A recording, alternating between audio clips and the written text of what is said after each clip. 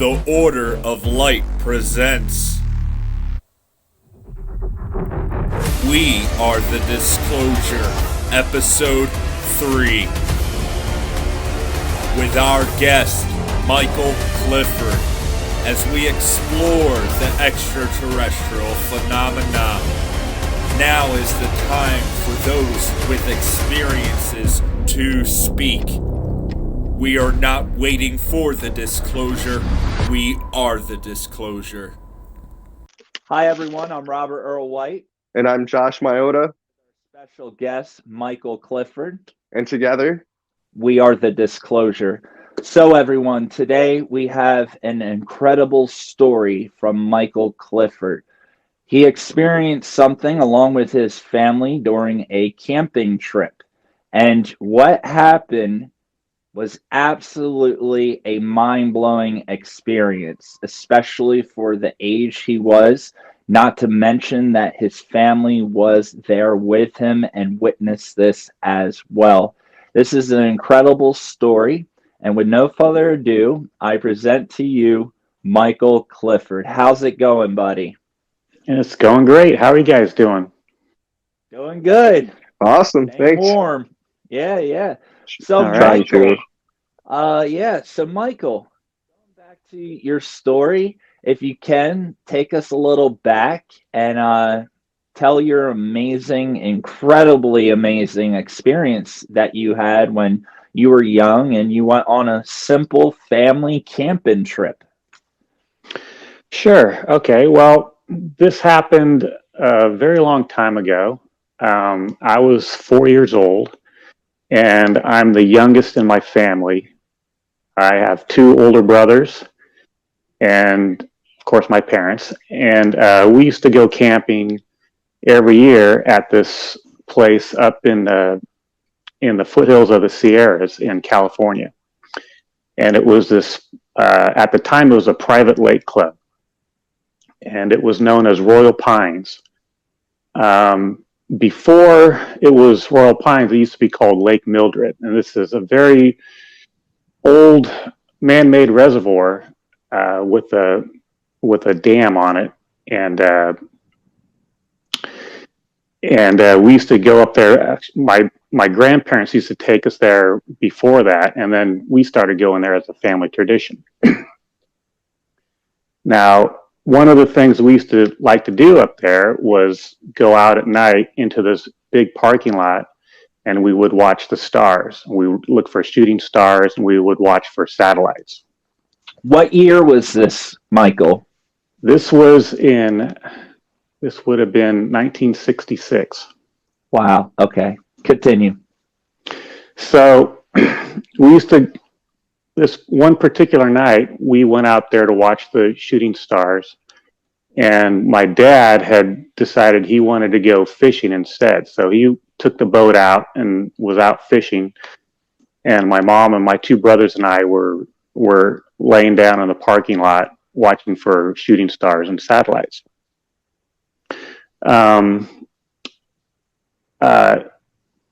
What used to happen is this was so much fun for me because seeing a satellite especially was really fun because they would last a long time, and you could point at it and everybody would see where you're pointing and they could all watch the satellite.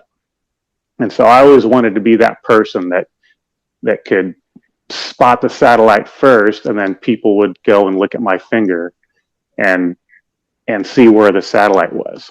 And so, but being four, I didn't really know exactly where to look for the satellites. Everybody else used to look right where the satellites would normally come, but my eyes would be off all over the place looking for something before anybody else saw it. And this particular night, I saw something, and I was looking south and just above the tree lines, and I saw this object going all over the place, moving up and down and back and forth, zigzagging all over the sky. And so I was like, oh man, look, there's a satellite. And everybody knew it. I couldn't have been looking up at the right spot because I was always looking at the wrong place. but I was jumping up and down and looking. I go, man, it's a dancing satellite. This thing's going all over the place.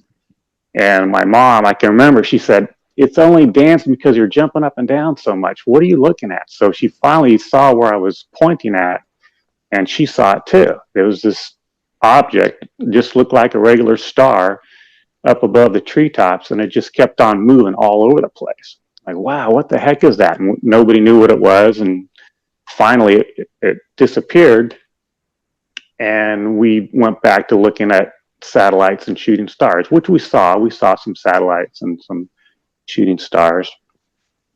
But then all of a sudden, I don't know what time it was, but it was obviously pretty dark.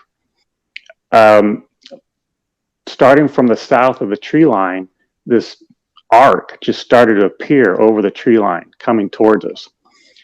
And the arc, on one side of the arc was the star field, and on the other side of the arc was just blackness. And it just kept on moving towards us. And it was really low. And so, I don't know if you can just imagine, you're just laying on the ground, and all of a sudden the stars start disappearing, and there's just blackness where this thing is moving over you. And we're like, what the heck is that? And it was so low that we could have shined a flashlight on it. And we're like, I don't want to shine a flashlight on it, because my mom wanted to shine a flashlight. We're like, no, because we were afraid that it was going to bring down some kind of a death beam or something, or tractor beam, and take us away. But this thing had no sound or anything, but it was so close that we could hear the air moving around it. It's like just like the breeze going through it. And so it was really intense and very, very close. And it pretty much, when it came over us, it was pretty much blocking out the whole sky. It was just really big. And so we were terrified, and we all ran underneath this truck that was in the parking lot, and we hid there for a minute. And then we just ran as fast as we could back to our tent. And that's where my memory stops. I don't know anything else that happened after that, except I do know that I woke up in the morning and we didn't remember anything of it. It was just business as usual. Hey, what's going on? Let's have some breakfast. And everything was all nice and fine and dandy. And then I remember my mom asked my dad if he saw anything. And he's like, no, I was fishing the whole time. And I was laying on my back while I was fishing, and I didn't see anything. So he remembers seeing nothing. And then my brothers and I, occasionally over the years, we would bring it up, but I don't remember actually even bringing it up until after we were teenagers. And I'm like, hey, remember that time we were camping? Oh yeah, it was weird. What was that? So that's the story. Wow. And I'm sure Josh has some questions. But before we go, did your mother ever say anything about it? She witnessed this with you as well, right? Oh yeah. Yeah, she witnessed it. And so through our teen years, she was with us. And then right around the time I graduated from high school, she left the family. And we didn't have any contact with her for over a decade, maybe 15 years.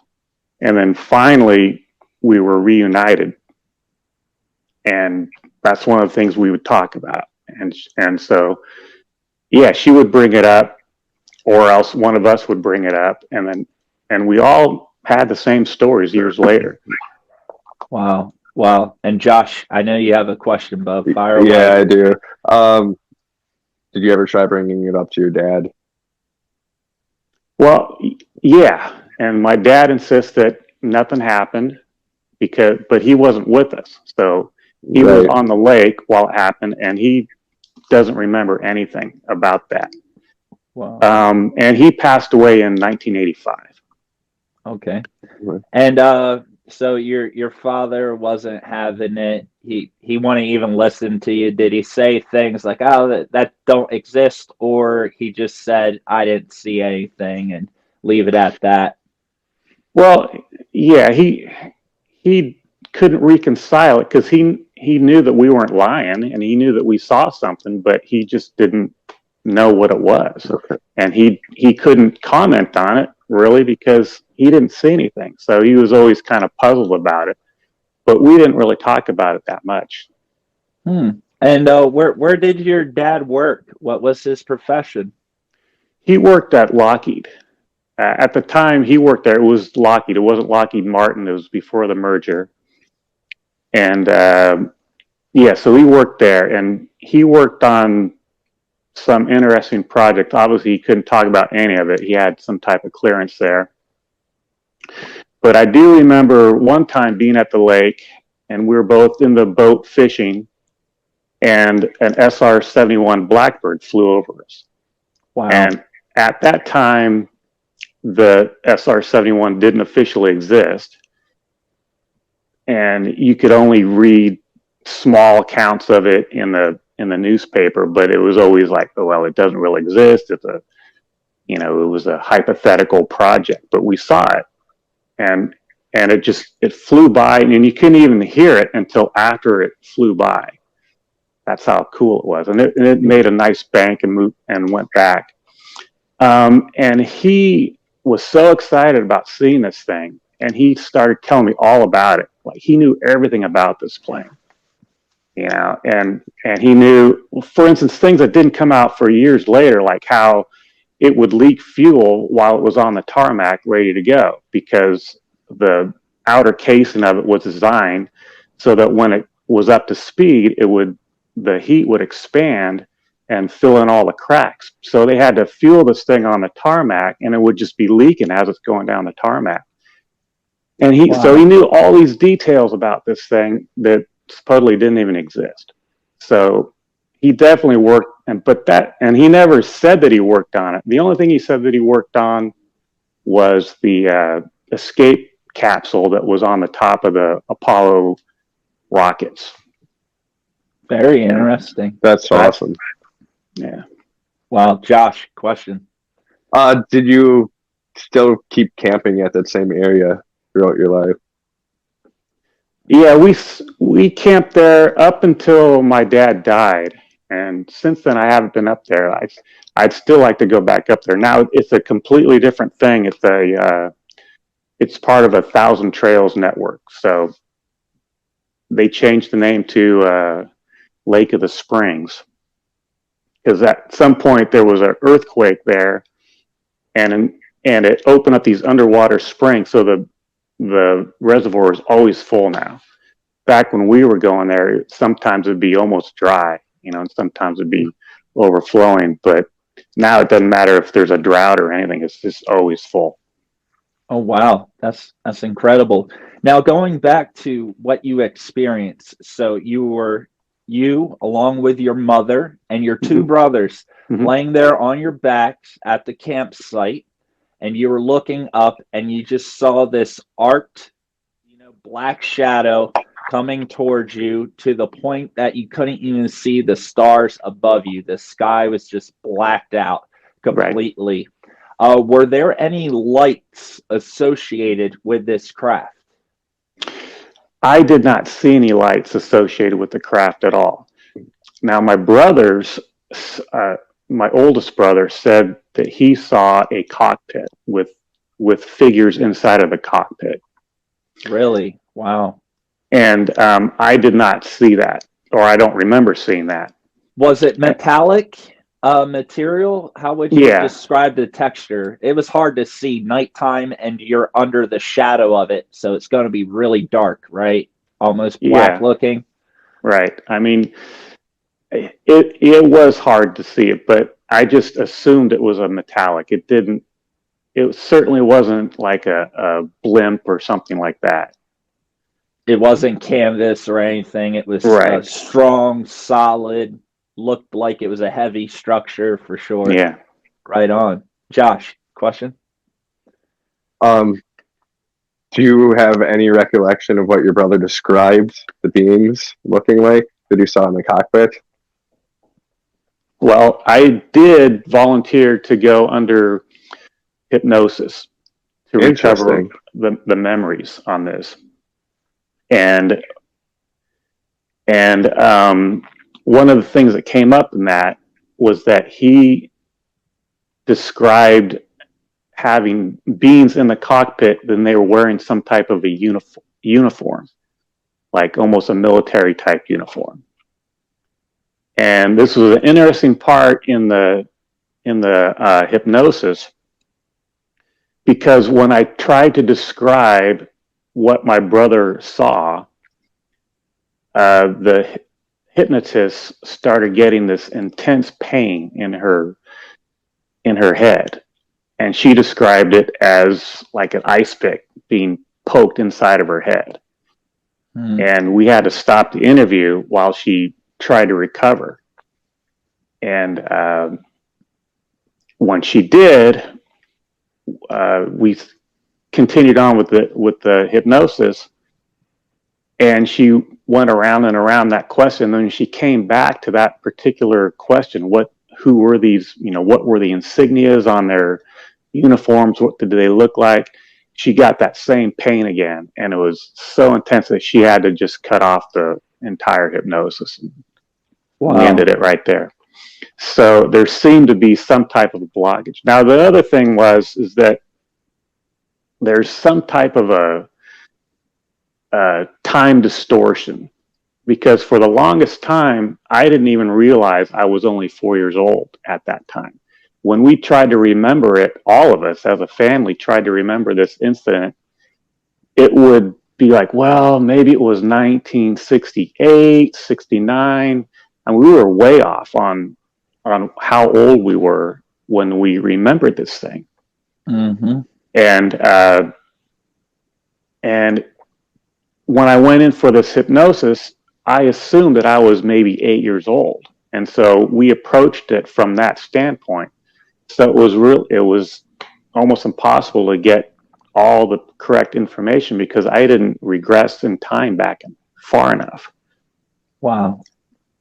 And I can validate and back that up. My family's UFO crash case, we did not know the exact date. My family always thought that it happened in October, fall.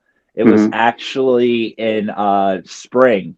And we did remember the year, but although we were all a part of the experience, there were certain missing pieces, that each person, by going through, you kind of have to collect it. And to circle back to continue with what you were saying, your family, you saw this, you hid underneath and alongside of the truck, and then you made a run for your tent. And with that being said, that's the moment that you kind of lost, your memory.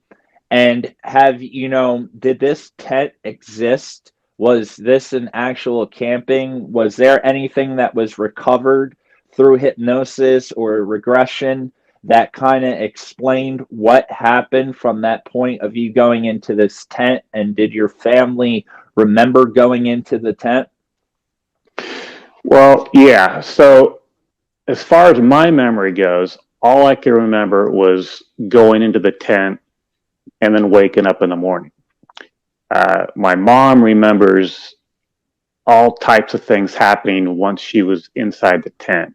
She remembers seeing things flying around outside the tent, looking out the windows, and beings running around the campsite.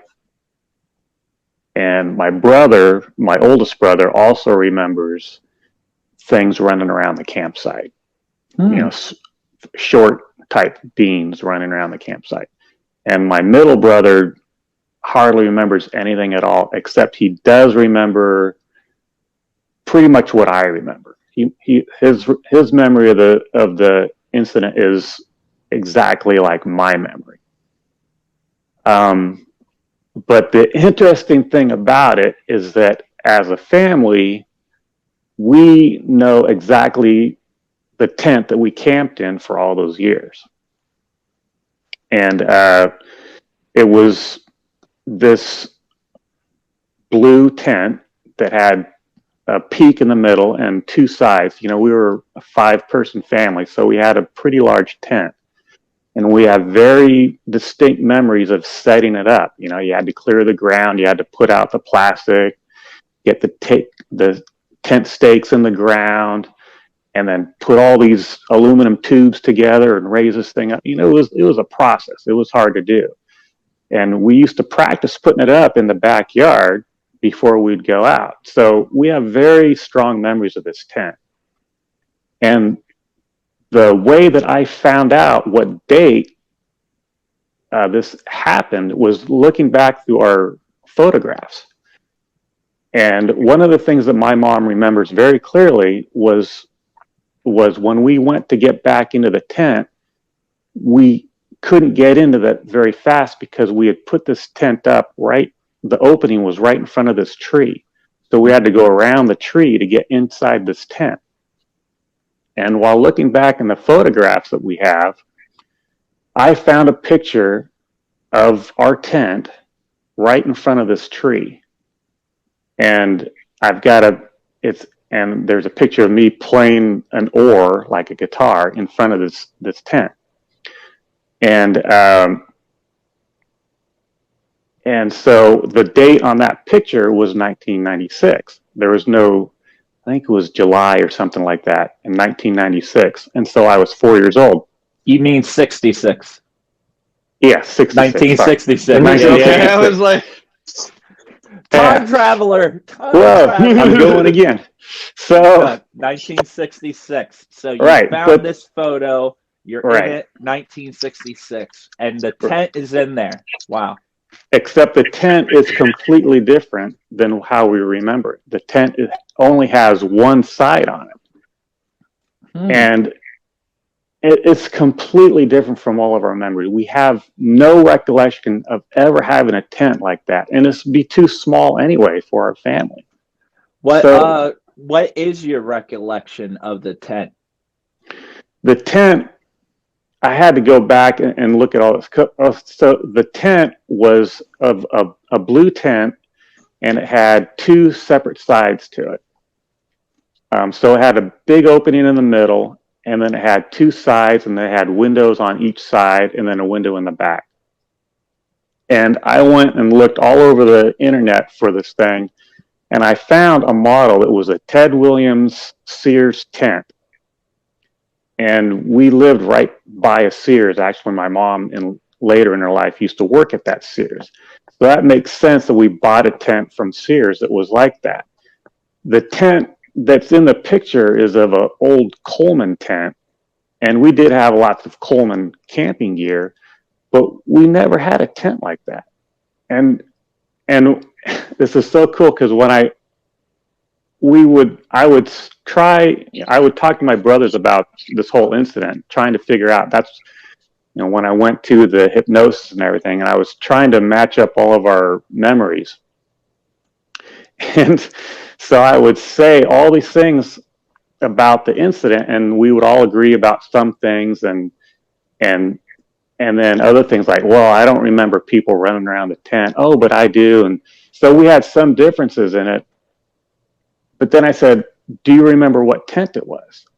Well, we only had one tent. And so we would all describe the tent. And I said, okay, now watch this. And I sent them the picture of the tent that was at the incident. And they're like, what tent is that? Nobody remembers this tent. Nobody. It didn't exist. Wow. But there's photographic proof of it. Yep. And I even have a picture of it set up in our backyard, and it's not the tent that we remember. Wow. So it's like this whole collective shifting of our memory. And I wish that my dad were alive so I could ask him what kind of tent we had, because I'm sure he'd say the same thing. I mean, there's pictures of my dad in front of this tent as well. But as far as we're concerned, that tent never existed. Wow. Pertaining to the situation with the tent and them all having different memories, what do you think, happened there, Josh? What do I think happened there, Rob? Yep. I honestly think you guys were abducted. I mean, It sounds like their this, memories were yeah, scrubbed, yep. washed, or something. That's odd. That's really odd. Wow. Yeah, Did you? that seems to be the consensus, is that we were abducted. Everybody that I've talked to about this since then, whether it be the hypnotist that took us back, she was absolutely sure that we were abducted. My mom has talked to different channelers and things like that about the subject, and without even letting them know what happened, they would just tell her, "Oh yeah, you and your family were abducted." And Wow. which is why I went into the hypnosis session, because I wanted to see what happened or remember what happened. And it just never got to that point. It's been so thoroughly scrubbed that I do not remember. But the consensus is that we were taken, and that our DNA was deemed off limits, and they put us back and tried to cover everything up so that they wouldn't get caught. Josh, It go ahead. makes perfect sense with who you said your dad worked for. Yep. It's coming full circle. Did any of your brothers try to get hypnotherapy? No, they haven't. My middle brother has talked about it. Like he's trying to work up his courage to do it. It's not an easy thing to go through. I mean, first there's just that resistance. I can't be hypnotized. You know, everybody will say that, and and the fact, when I went to get hypnotized, I also had that feeling I can't be hypnotized. And the whole time I was there, I never felt like I was under hypnosis. But she said, "Oh, you were answering questions from with the syntax of an 8-year-old kid. So you were definitely under hypnosis. You were answering questions in a way that an adult does not answer questions." And I have it on tape, and it's true. I was definitely under hypnosis without even realizing it. But since I only regressed back to 8, I had an 8-year-old scrub memory that I was recalling. Interesting. And Josh, to piggyback off of what he is saying, something really interesting with Elena's interview, Josh, she mentioned, to be in fear is to consent. But what he mentioned about them not allowed to be doing this, and if they got caught, they would have to answer. And Elena brought that up as well. It's a part of, this prime directive that is set up. So that really does give them enough of a reason to why they would try to cover up whatever happened.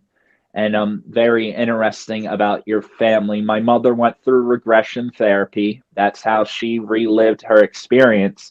And on top of the cover up and the false memories that seem like they were implanted, also along with that, you obviously had something scrubbed, and then there's some sort of connection going on to the connection in between each family member. It seems to be whatever happened all simultaneously.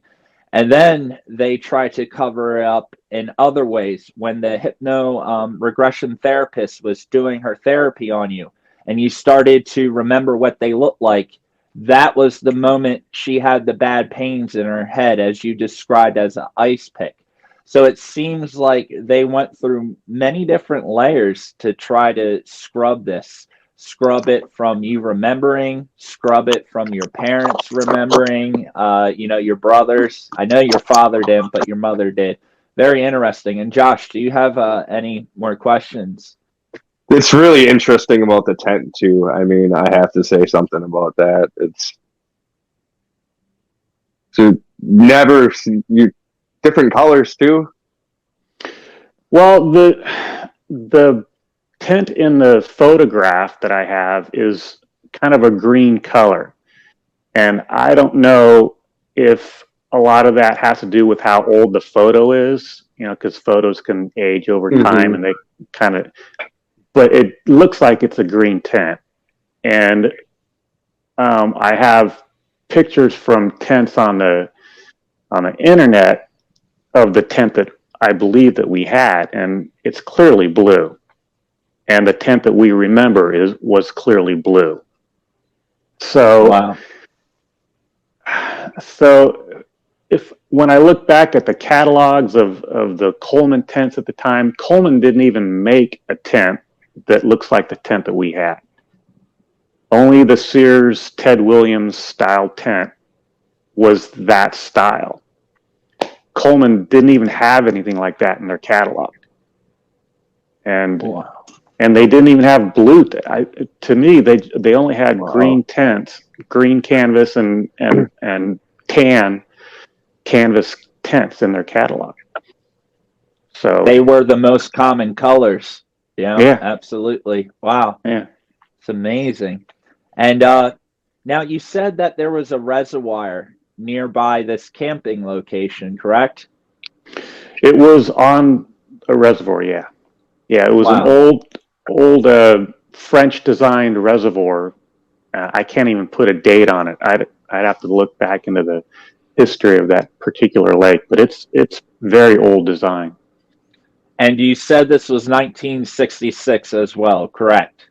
Yes. Because this is really interesting, and I want to bring this up. I've covered little parts of it, but here in New Jersey, back in 1966, which is the same year as your experience, and the area, it was North Jersey, it's known as Wanacue. And Wanacue has a reservoir there. And in 1966, there was a saucer-like craft seen above the lake. The only difference of this one and yours was it had a light coming from the bottom of it, and it was reflecting onto the lake. The mayor, other officials in the town, police officers, and even a person that was able to take a picture of it and publish it in the newspaper in the following day. And it's just really interesting because, once again, there's that reservoir connection. And this was a very big incident in North Jersey, the Wanacue incident, the same year, same kind of saucer craft. And I know a lot of people in that area, there's been a lot of strange occurrences and things like that. With that being said, is this area, this land, does it have any Native American ties at all that you would be aware of? Well, certainly all of California has a huge Native American past to it. Mm-hmm. The one thing that's interesting about this particular area is that when we went exploring on the other side of the lake, we found these small, like 3 or 4 foot high fences, and they're all made of stone. And these fences just ran all over the place, up and down the hillside. And they're man-made stone stack fences. As it turns out, these stone walls can be found over a lot of California, and nobody really knows where they came from. The Indian population insists that they didn't make them, and they're not consistent with anything that Indians would make. Mm-hmm.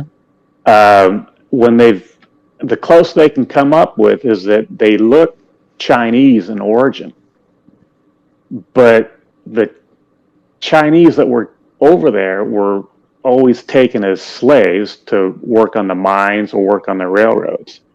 And they would not have been able to build these things. And what would be the purpose? A 3-foot wall ain't going to stop nothing. It doesn't do, yes, but it's being to look into that, because nobody knows how or why or when these stone walls were built, but there's a network of them all over the state. ranging all the way through the state, the whole state. So it's not just a one-off. It's all over California. Yeah, pretty much. They're all over the place, and it's something that's not really publicized or talked about a lot. But it's an interesting mystery to look into. I've never heard of it. Wow, that's amazing. Yeah. So, but I don't know what type of connection that might have. On what were you trying to get at with the Indian population? Well, just wondering about the structures. Could there be mounds there? But we just learned there's this mysterious 3 to 4 foot rock wall that the native people say we don't know where it came from, and no one talks about it. And it has Asian, similarities with Asian architecture. That's very, very strange. And it's a puzzle for sure. And then the reservoir, that's a conductor, water around in the area, things like that. It's very interesting. Josh, you have a question? How do you think the experience has actually affected you just growing up? I mean, did you ever talk to friends about it? Oh, yeah. Yeah, I talked to friends about it. And, most of my friends have not had experience with UFOs, and so they just they believe me because I have a pretty good reputation, but they can't relate to it because nothing like that has happened to them, or else maybe they don't remember it. But it just that part has always, it's just kind of been in our family, and it's something that when we were younger, we just didn't talk about. And then as we got older, we kept thinking, something happened. And then we would all have discovered that we had these same memories. But again, we couldn't agree on when it happened. And the weirdest thing was that tent. That just blew everybody away. It's like, how can we all remember the same tent, and then there's no photographic evidence of it at all? It's just weird. But there is photographic evidence of the tent set up with the tree. I mean, there's not any other pictures of the tent set up at all. I mean, besides the ones that are in the backyard. But that's the only one that we have is in front of that tree, and that's specifically what we remember having problems getting into the tent. So we remember that incident, but it's so hard to reconcile the fact that that tent just didn't exist. But that's the only thing that we have photographic evidence of. Yes, that's amazing. Wow. Yeah. And something was clearly tampered with, and it's not just you, it was your entire family. Wow. And Josh, anything else? I have a few questions after you. Do you think this has changed? I mean, your views on camping? I mean, do you still enjoy the outdoors as much? Oh, yeah. Yeah, I definitely have plans to go camping. One other thing I need to mention is that we didn't always just go camping with just the family. Sometimes we would go camping with friends. And they also remember the tent that we remember, which is the big tent. I mean, that was like an icon of our family, was this big tent that we used to have. Everybody remembers this tent. Nobody remembers that half tent. And I've showed it to them, and they're like, when did you have this? We didn't. We never had this tent. That is elaborate cover-up. That's like going way out of their way to... Wow. Yeah. Now, you said it's almost like the Mandela effect or something. Yeah. Sounds a lot like that. And, you said for a long time you didn't talk about it. And I think a big part of it was because you didn't have enough information to really recollect it, and to understand it. But when you did start, understanding it, did you ever share it to like someone and they didn't receive it in the same way? or did any of your brothers, if they talked about it, or your mother go through anything with trying to share this story? Did your mother end up sharing it to people in some capacity? Oh yeah. My mom is pretty open about sharing it with people that she feels comfortable sharing it with, and she has no problem with sharing it. I doubt very seriously that my brothers ever share it with anybody. I don't have any problem sharing it with other people, and I don't never actually have gotten a reaction that said, "You guys, you're nuts." I've never had that before. I've always had a positive experience with sharing it. That's good, and you're very fortunate and lucky. Yeah, I have to say that's awesome to hear. That's usually not the case from most people that talk to us.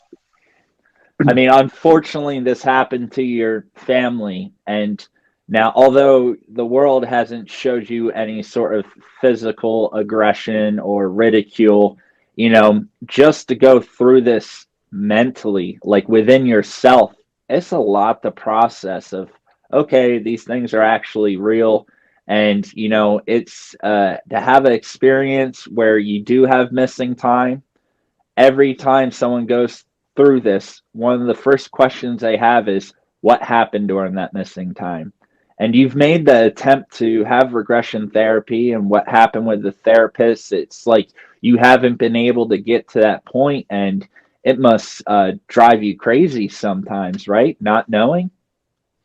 Well, I have thought about going back now that I have a date, but there's a part of me that's like, it's not going to change anything. Even if I find out what happened, I'm still continuing on with my mission, regardless of what I find out. So I haven't resolved to go back there and go through it again. I would be curious to see what my brothers might come up with if they went back. So I'm kind of encouraging at least one of them to go in there and experience that, see what they come up with, just to see if any of the experience still matches what we remember. Absolutely. And if they're watching this, hey, give it a go, because what you could have could really help your brother, and you could both have some answers that you've been looking for. So if you're watching this is a message from me and Josh. Go ahead and do Most it. definitely. Yeah. Wow. And now your father, we got to go back to this. I got to pump the brakes. Going back to Lockheed Martin. All right. As you mentioned, we're all probably aware he was either aware or could have worked on things that were need to know clearance. He had an extreme knowledge of satellites because he was pointing them out to all you guys all the time and teaching you about them. And he had a well understanding of future technologies from when he saw the Blackbird, and everything he knew about it, impeccable details from it leaking oil on the jet fuel on the runway. That's Right. That's impeccable. And in 1966, this was before the publicly, acknowledged Blackbird project was known to the public. So this is wild. And with that being said, you also brought up that these beings weren't allowed to mess with you guys, and we have to wonder if, it sounds like you come from a very intelligent family. Not any Joe Schmo can work at Lockheed. Now, my question is, what was your mother's job? Well, I'm pretty sure that they met when they both worked at Hiller Aircraft, which was in, where was that? That'd be like San Mateo, I believe, is where that was.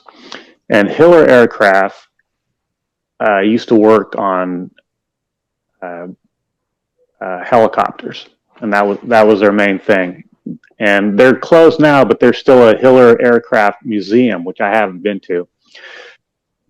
I should go check that out. But from what my mother says about that place, they made helicopters, but they also made other things that were in secret. And they definitely had one of those paperclip German scientists that would come in there and oversee these secret projects that they were working on. Because one of her jobs was to take notes of this scientist, and he would come in and rant and rave about the project, what was going on with it, and she would have to take notes. And she could barely understand the guy because of his very thick German accent. But she dutifully wrote down whatever she heard, and that was all she knew about it. But what she would write down was a bunch of stuff that she didn't understand, and it was very technical. And it was obvious they weren't working on helicopters. But to the public, that's all Hiller worked on, were helicopters. And they went out of business after their pet helicopter project was rejected by the military. The military went with Bell instead of Hiller, and that pretty much was the end of that company. So then my dad went to work for Lockheed after that, and my mom just stayed at home for a while. And she didn't work after that. Wow. So that confirmed my suspicions of, what would make your family so unique to these beings. And on top of that, this is very common, everyone. Very common. Many of these NASA programs and things that are known in the public's eye are fronts for other operations that are happening in the background. This goes from our military to aerospace industries to aviation industries to even metal and mineral agencies as well, and companies who in the background are working with metamaterials and things like this, like Robert Bigelow out in Colorado, doing these things. So that's really, really interesting, and it does give us some insight to your family, and one of the possibilities that these things are interested in your family because of this knowledge, designing things that could be potentially possibly very dangerous for humanity, or help us evolve in evolution and transportation and knowledge and wisdom. So I'm sure that your family aren't the only ones that have been through this phenomena. That's for sure. So, Michael, have you continued to see UFOs? Have you ever seen another UFO since this camping incident in 1966? Oh yeah, I've seen many UFOs since then. After my mom and I got back into contact with each other, we started discussing me getting a pair of night vision goggles. Oh wow! And so I just started to basically manifest that into my life, and a pair ended up in my hands, and they were the military style or actual military night vision goggles. And so I was able to go out in my backyard, even in the middle of San Jose, and just see tons of stuff flying around. And I've seen some just amazing things that are almost every night that are, I obviously know what satellites are. I can see those all the time. I've got all the tracking software that maps them all out. But there are things that I can see that are obviously not satellites. They're at the wrong time of night, and the wrong trajectory, the wrong altitude. What do they look like? What kind of? They're the one thing you can always spot the military style ones because they're going to have some type of an infrared strobe on them. They may not have the aircraft. Obviously, if it's got an aircraft flashing light on it, that's not even infrared. You can see that without the goggles. But some of the ones that are military, you'll see them going by and they'll just have this really intense infrared flash on it, and they're really high altitude. So those are easy to spot, and they're obviously terrestrial. But then there's other ones that, like there's one that I saw, it was super faint, even with the infrared goggles, and it looked just like a very faint star. And I was just looking at the star field, and then I just saw it start to move. It was stationary, and then it would move a little bit to the left, and then it would stop, and it would stay there for like 5 minutes, and then it would move up. It would go, in the opposite direction, and then stop. And then I watched this thing for maybe 35, 45 minutes, and it was excruciatingly slow, but it was definitely moving, and it would go up and down and back and forth. And I started thinking, I don't even know if it's stationary. Is it just coming straight towards me, or is it going straight back? It could have been doing all kinds of different things. But when I went and researched this particular object, I noticed that other people were actually seeing the same phenomenon using infrared. Oh, wow. And then I've also seen a formation of pods fly by, like in a formation of 6 in a delta formation that flew by very low, and they would make a very distinct right turn towards the west. And I've seen that duplicated on some night vision videos as well. And they're obviously not geese or birds or anything like that, because those are easy to see with those goggles as well, and they're really easy to differentiate. They're very distinct.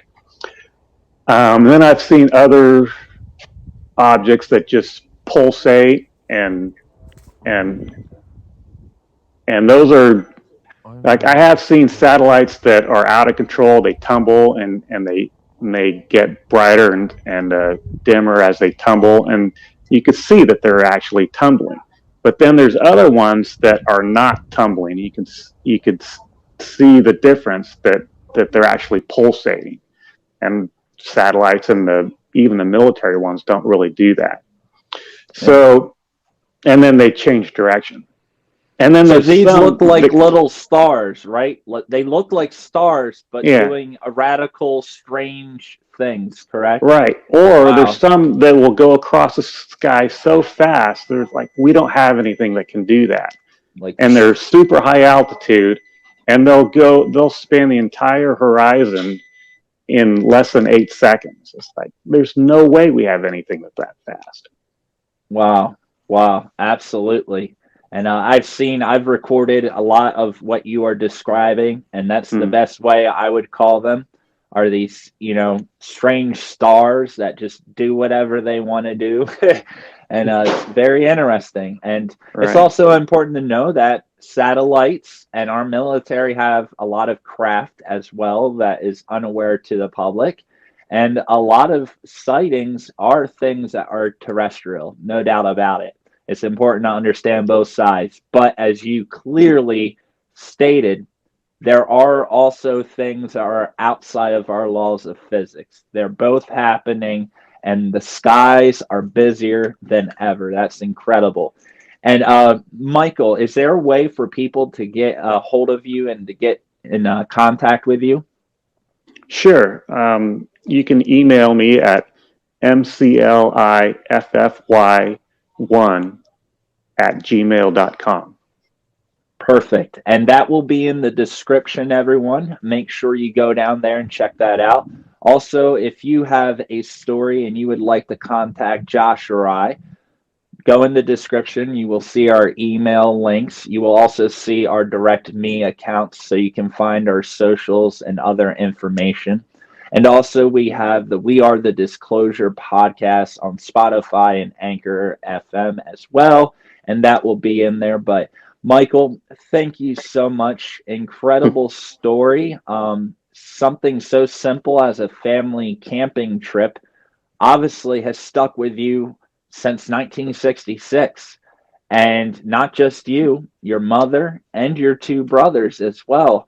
It's an incredible story. And if you are watching this out there or listening to this, I really encourage you, if your family has been through something similar or you're familiar with the area he's talking about, please reach out. We believe that you all hold a piece of the puzzle, and Michael just dropped a big old puzzle piece for the community, and we got to take this information and start lining it up. Like I said, the Wanacue incident, a lot of similarities, which I will be covering that subject in future episodes with my good friend Rich Flood. I'm looking forward to that. Me too. Incredible story. Thanks so much, Michael. I appreciate it. And thank you for being brave enough to openly talk about this and not care about what people think, because it happened, right? Yeah, it happened. There's no change in that. Nope. So, yeah. Absolutely. Thank you again. Yes. So All right, Robert. Josh, it was great talking to you guys. Yes, it was definitely a pleasure having you on, Michael. It was great meeting you.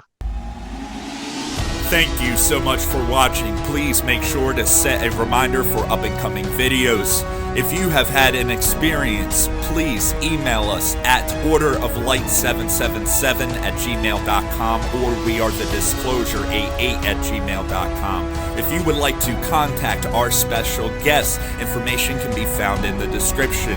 Make sure to check out the We Are the Disclosure podcast radio on Anchor FM. For additional information, socials, and online store, go to the Direct Me link in the description.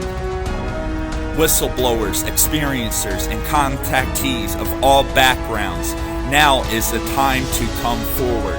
Please subscribe, share, and give the video a big thumbs up. We are not waiting for the disclosure. We are the disclosure. See you next time.